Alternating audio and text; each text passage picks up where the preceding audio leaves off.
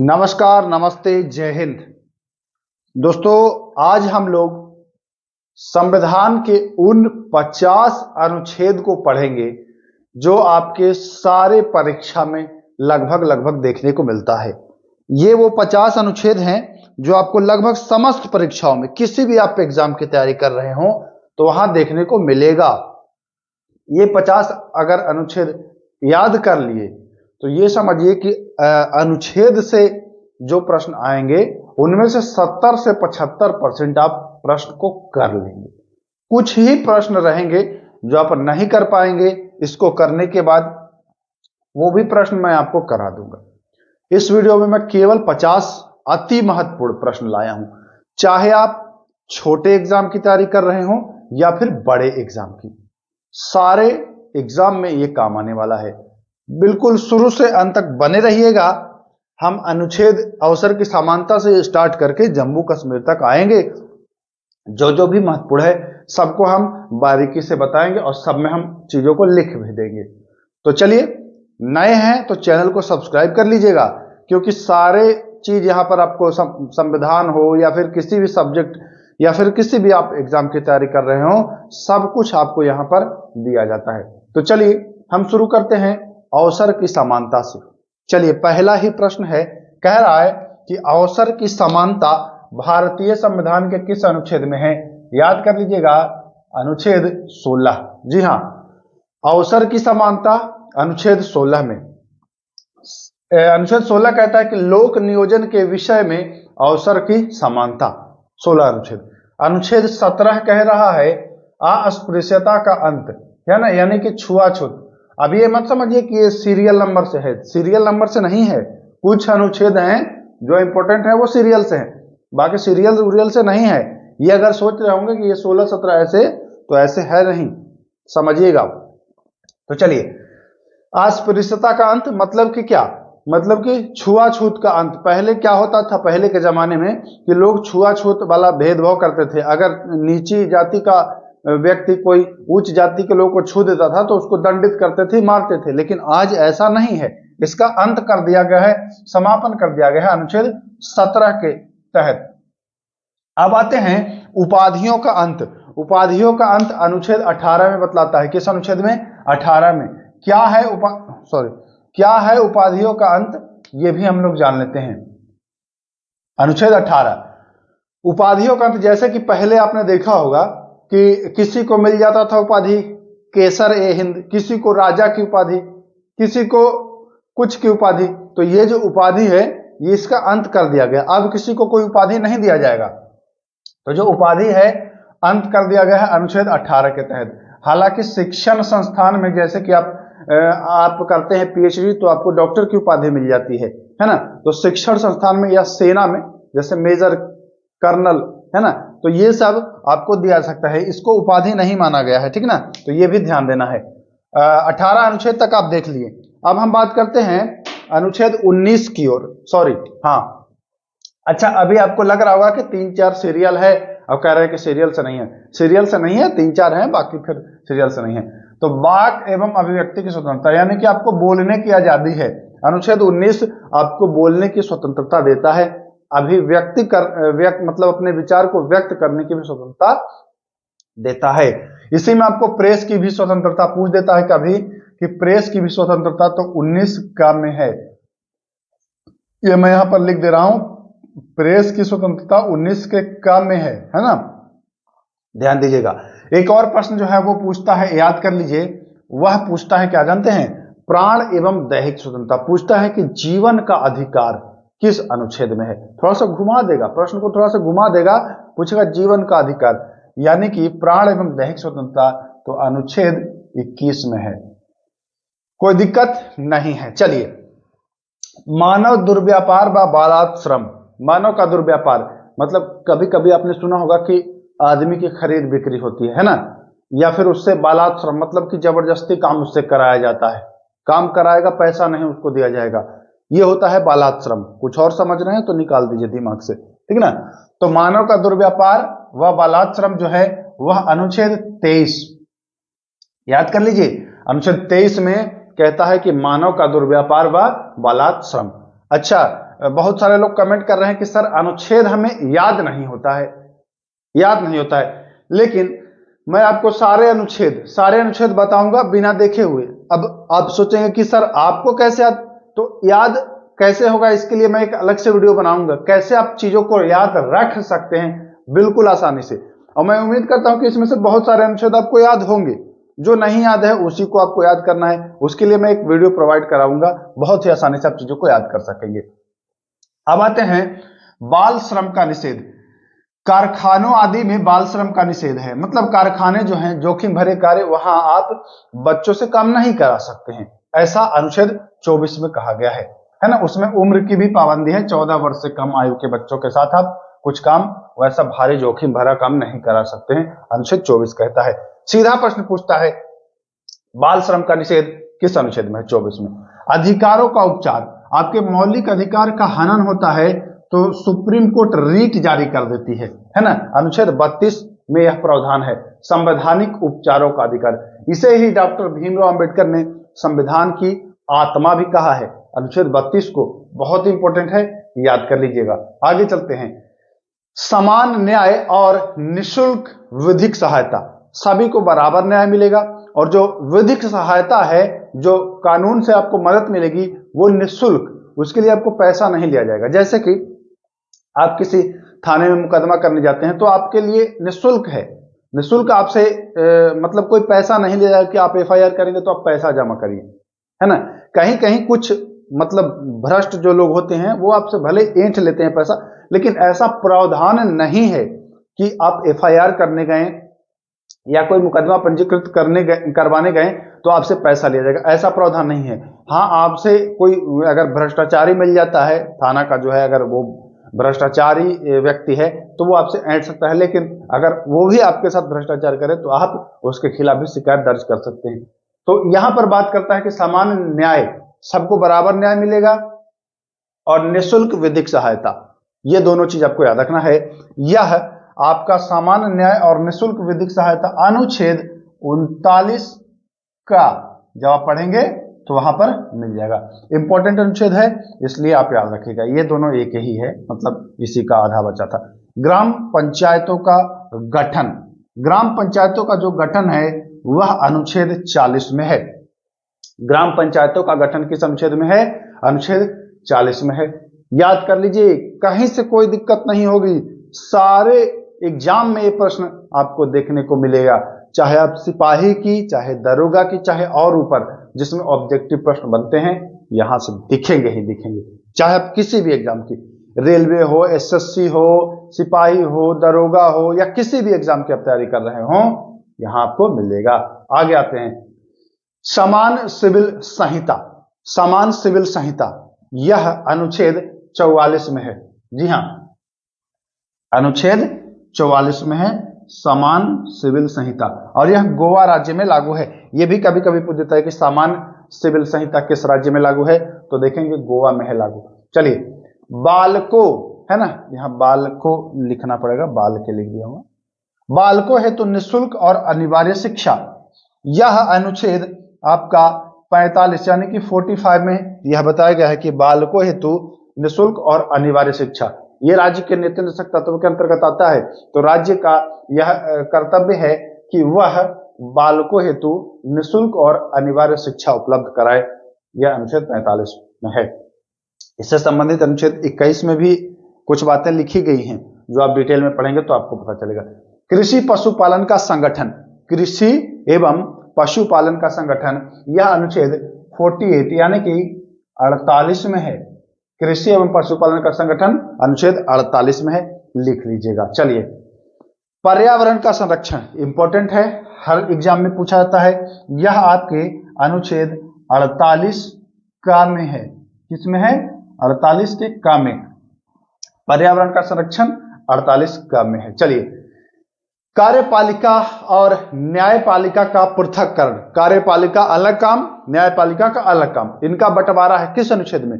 तो बिल्कुल आसानी से समझिए कि अनुच्छेद 50 है ना, 50 में कार्यपालिका और न्यायपालिका को अलग अलग किया गया है। कार्यपालिका और न्यायपालिका का पृथक्करण जो है वह अनुच्छेद 50 में है।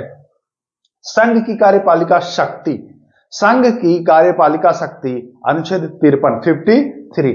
मैं यहां पर लिख दूं अनुच्छेद 53। वीडियो भले थोड़ा लंबा हो जाए, लेकिन एक बात तय है, अगर इसको पूरा देख लिए तो मैक्सिमम अनुच्छेद तो आप जान ही जाएंगे जो संविधान से संबंधित है, जो एग्जाम में आना ही आना है, एकदम समझ जाएंगे। 70-75% आप अनुच्छेद से जो प्रश्न है वो आप कर लेंगे। इसके बाद मैं एक और वीडियो आपको दूंगा जिसमें भारतीय संविधान में जो संशोधन हुए हैं, जो एग्जाम में ज्यादा पूछाते हैं, उन पर भी मैं एक वीडियो आपको उपलब्ध करा दूंगा, ठीक ना। चलिए अब आते हैं, संघ की कार्यपालिका शक्ति राष्ट्रपति में निहित होगी, ऐसा अनुच्छेद 53 में लिखा गया है, तो यही पूछ देता है बिल्कुल। राष्ट्रपति भी शपथ लेते हैं, तो राष्ट्रपति शपथ किस अनुच्छेद के तहत लेते हैं, तो 60 अनुच्छेद 60 है ना, 60 अनुच्छेद के तहत राष्ट्रपति महोदय जो है वह शपथ लेते हैं, मैं संविधान की रक्षा करूंगा, है ना, शपथ लेते हैं वो अनुच्छेद 60 के तहत। आगे आइए, दूसरे पार्ट में हम लोग आते हैं। ये पहला था, ये दूसरा है, ये तीसरा। दूसरे में राष्ट्रपति अगर कुछ गड़बड़ करते हैं तो उन पर महाभियोग भी लगाया जा सकता है, और उसके लिए अनुच्छेद 61 में प्रावधान है कि भैया कैसे लगाया जाता है। इस पर एक अलग से मैं देखिए, मैं सब कुछ आपको उपलब्ध करा दूंगा। ये तो केवल अनुच्छेद का वीडियो है ना, सारे टॉपिक भी मैं आपको कवर करा दूंगा, परेशान मत होइए। अगर नए हैं तो बने रहिएगा। राष्ट्रपति का कार्य उपराष्ट्रपति, किसी अन्य परिस्थिति जब उत्पन्न हो जाए, आकस्मिक परिस्थिति जब राष्ट्रपति नहीं हो, कहीं चले गए हो, बीमार हो गए हो, है ना, या अन्य कोई कारण हो, तो उनका कार्य कौन देखेगा भैया, तो उनका कार्य राष्ट्रपति के बजाय उपराष्ट्रपति देखेगा। वह किस अनुच्छेद के तहत देखेगा, तो वह 65 अनुच्छेद 65, ठीक है ना। आगे आते हैं, ये दोनों एक ही है, राष्ट्रपति का कार्य उपराष्ट्रपति के द्वारा किया जाना, तो अनुच्छेद 65। अन्य आकस्मिकताओं में राष्ट्रपति के कार्यों का निर्वहन। अब क्या होगा कि मान के चलिए कि कभी राष्ट्रपति नहीं है और उपराष्ट्रपति भी नहीं है, तब कौन देखेगा, तो आप जानते हैं कि भारत के जो मुख्य न्यायाधीश होते हैं वह राष्ट्रपति, कार्यवाहक राष्ट्रपति के रूप में कार्य कर देते हैं।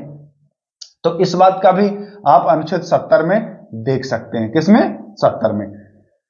इसका प्रयोग एक बार हुआ है, इसका प्रयोग एक बार हुआ है जब एम हिदायतुल्लाह सर थे, तब इसका प्रयोग हुआ है ना। तो यह भी आपको ध्यान रखना है। 70 में इस बात को दर्शाया गया है कि अन्य आकस्मिकताओं में इनके कार्यों का निर्वहन कोई और कर सकता है। 70 अनुच्छेद। 70 में केवल यही नहीं है दोस्तों, ऐसा और कोई काम जिसके बारे में वर्णन नहीं है तो कुछ नियम बनाया जा सकता है अनुच्छेद 70 के तहत, यह भी आपको ध्यान देना है। राष्ट्रपति के चुनाव विवाद, अगर राष्ट्रपति का चुनाव होता है और कोई विवाद होता है ना, किसी सदस्य को लेकर के, तब या कोई और मामला को लेकर के, तब अनुच्छेद 71 के अनुसार जो है इसका निर्णय किया जाएगा। यह राष्ट्रपति का चुनाव और उपराष्ट्रपति के चुनाव के लिए भी लागू होता है, तो दोनों ध्यान रखिएगा। अब आते हैं राष्ट्रपति को क्षमादान। राष्ट्रपति जो होते हैं ना, वो क्षमा को मतलब सजा को क्षमा कर सकते हैं। सजा अगर किसी को मिला, मृत्यु दंड मिला, आजीवन कारावास मिला या कोई और सजा मिला, तो उसको कम या समाप्त या रोक सकते हैं। 5 प्रकार का इनको अधिकार है। तो यह किस अनुच्छेद में है, यह 72 यानी कि 72 अनुच्छेद में इनको यह छूट प्राप्त हुआ है, ठीक ना। मंत्रिपरिषद, मंत्रिपरिषद का उल्लेख आप देखेंगे तो अनुच्छेद 74 में आपको दिखाई देगा। 75 में भी जिक्र है, 74 में भी और 75 में भी, है ना। 74 में है कि जो मंत्रिपरिषद होगी उसका प्रधानमंत्री होगा, और अनुच्छेद 75 में है कि प्रधानमंत्री, मंत्रिपरिषद का जो प्रधान है प्रधानमंत्री, उसकी नियुक्ति राष्ट्रपति करेगा। तो ये है। हालांकि आप मंत्रिपरिषद याद कर लीजिए। भारत का महान्यायवादी, भारत का महान्यायवादी किस अनुच्छेद में है, तो भारत का जो महान्यायवादी है यह है 76 यानी कि 76 अनुच्छेद में। अब आते हैं संसद। संसद किस अनुच्छेद में है, तो संसद है 79। संसद के 3 अंग कौन कौन, संसद में 3 लेटर है ना, संसद में देखिए 3 लेटर आपको दिख रहा होगा स्पष्ट, ये बिंदी को छोड़ दीजिए, 3 लेटर। तो 3 अंग भी कौन कौन, राष्ट्रपति, राज्यसभा और लोकसभा। संसद 79 अनुच्छेद में है। अब आते हैं कि लोकसभा को भंग किया जाता है राष्ट्रपति के द्वारा कभी कभी, है ना, किस अनुच्छेद में है पूछता है, तो जान लीजिए अनुच्छेद 85 यानी कि 85 अनुच्छेद में इसको भंग किया जाता है। अब होता है कि अगर किसी विधेयक पर दोनों सदनों में असहमति हो, मतभेद हो, तो राष्ट्रपति जो है वह संयुक्त अधिवेशन बुला सकते हैं। तो वह अधिकार राष्ट्रपति को है संयुक्त अधिवेशन बुलाने का, किस अनुच्छेद के तहत? तो 108 है ना, 108 अनुच्छेद में संयुक्त अधिवेशन का प्रावधान है। धन विधेयक की परिभाषा, तो धन विधेयक की जो परिभाषा है वह 110 अनुच्छेद में है। पॉकेट विटो, आपने सुना होगा विटो का प्रयोग, है ना, विटो का प्रयोग। तो पॉकेट विटो या कोई भी विटो की बात कर लें, मैं यहां पर विटो पावर की बात करता हूं। पॉकेट विटो बस ऐसे लिख दिया आपको समझाने के लिए, विटो पावर, है ना, मैं लिख देता हूं विटो पावर। तो विटो पावर जो है वह अनुच्छेद 111 में है। किस अनुच्छेद में? 111 में। अब एक आता है वार्षिक वित्तीय विवरण। वार्षिक वित्तीय विवरण यह अनुच्छेद है 112 में, अनुच्छेद 112 में। इसी को कभी कभी पूछा है कि बजट, बजट किस अनुच्छेद में है? तो वार्षिक वित्तीय विवरण को ही बजट कहते हैं। यह अनुच्छेद 112 में है, ध्यान दीजिएगा। अब आते हैं राष्ट्रपति के द्वारा जारी अध्यादेश। राष्ट्रपति के द्वारा जारी अध्यादेश यह अनुच्छेद 123 में है। ये तो सभी लोग जानते होंगे, अनुच्छेद 123। आगे आते हैं सुप्रीम कोर्ट। सुप्रीम कोर्ट देखिए, एससी मतलब सुप्रीम कोर्ट की स्थापना।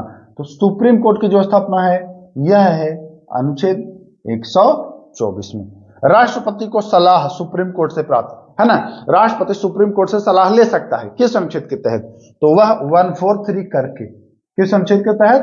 143, है ना, 143 अनुच्छेद के तहत वह जो है वो ले सकता है उनसे सलाह। सीएजी, ठीक, सीएजी जो है 148 अनुच्छेद में है, ठीक है। क्षमादान राज्यपाल, अभी देखा 72 अनुच्छेद में राष्ट्रपति क्षमा दे रहे थे, राज्यपाल भी क्षमा दे सकते हैं। किस अनुच्छेद के तहत?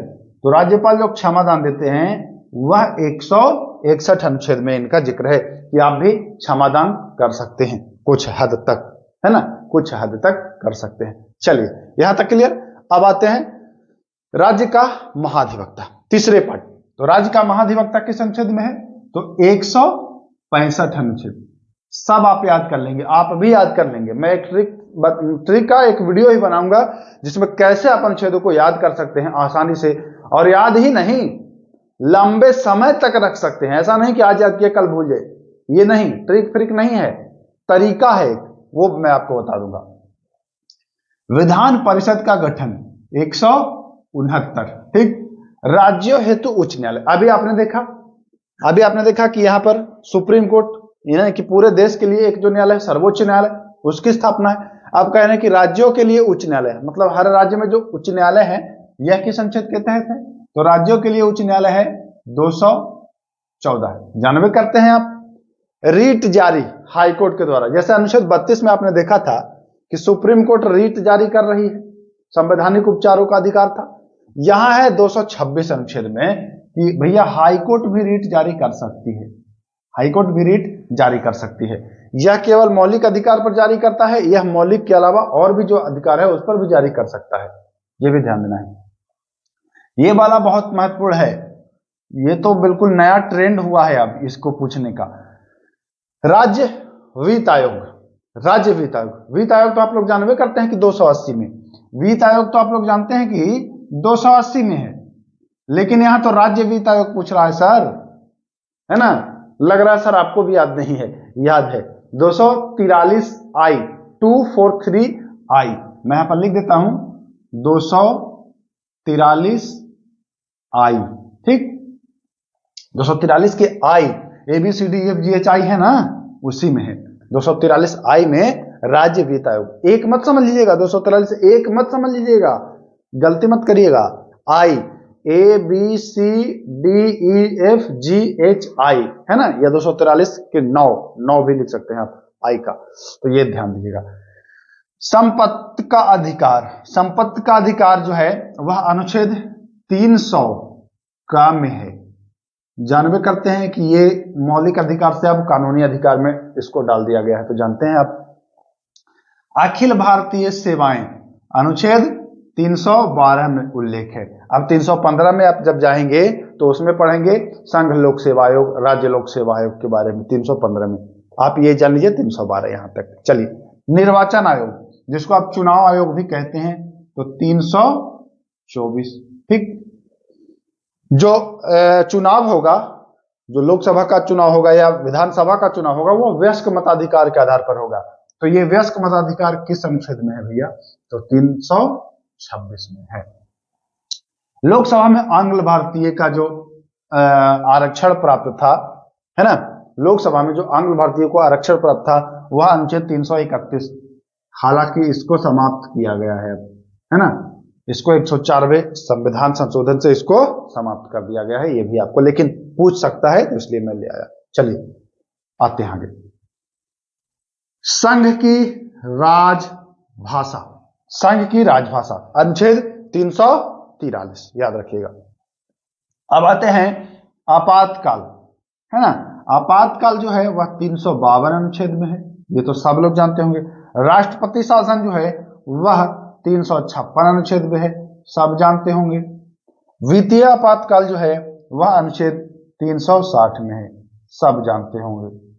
आगे आ जाते हैं, जम्मू कश्मीर राज्य के संबंध में उपबंध जो है वह 370 अनुच्छेद में है, ये आप सब जानते होंगे। तो इतने जो अनुच्छेद हैं यह बहुत ही बार पूछे गए हैं, इसलिए इन सबको आपको याद करना आवश्यक है। एक बार मैं हट रहा हूं, आप लोग स्क्रीनशॉट ले लीजिए ताकि बार बार आपको वीडियो देखने की आवश्यकता ना पड़े इसके लिए। तो मैं उम्मीद करता हूं कि आपने स्क्रीनशॉट ले लिया होगा और सारे अनुच्छेद को आपने देखा होगा। अब आपको मैं एक वीडियो के माध्यम से आपको मैं बता दूंगा कि आप भी मेरी तरह कैसे आप फटाफट सारे अनुच्छेद को एकदम कंठस्थ याद रख सकते हैं। जैसे कि अवसर की समानता, 16 स्पष्टता, 17 उपाधियों का अंदर, 18 वाक स्वतंत्रता, 19 प्राण दैहिक, 21 मानव का दुर्व्यापार, 23 यहाँ बाल श्रम, 24 अधिकारों का उपचार, 32 ऐसे आप एकदम मुहजबानी याद कर सकते हैं बिना किसी मतलब ट्रिक के सहारे। एक तरीका मैं बताऊंगा कि इस तरीके से आप चीजों को याद ही करेंगे और बहुत लंबे समय तक रख भी सकते हैं याद, ये भी। तो चलिए, ये 50 अनुच्छेद थे जो आपको लगभग समस्त एग्जाम में दिखेंगे। अब कुछ ऐसे अनुच्छेदों के लिए मैं एक वीडियो बनाऊंगा जो आप नहीं जानते होंगे, और जब जानेंगे तो कहेंगे कि हाँ, ये पढ़ना बहुत जरूरी है। वो वैसे अनुच्छेद का एक सीरीज में लाऊंगा जो आप नहीं जानते हैं। जैसे इसमें एक दो अनुच्छेद होंगे जो आपको नहीं पता था। कुछ लोगों को राज्य वित्त आयोग के बारे में जानकारी नहीं रही होगी, है ना। कुछ लोग ये तो नया मान ही रहे होंगे, यहां पर मैं स्टार भी लगाया हूं। एक आध अभी और भी अनुच्छेद हैं, जैसे कुछ लोगों को वीटो पावर मैं मानता हूं कि याद होगा, लेकिन कुछ लोगों को नहीं भी पता होगा वीटो पावर।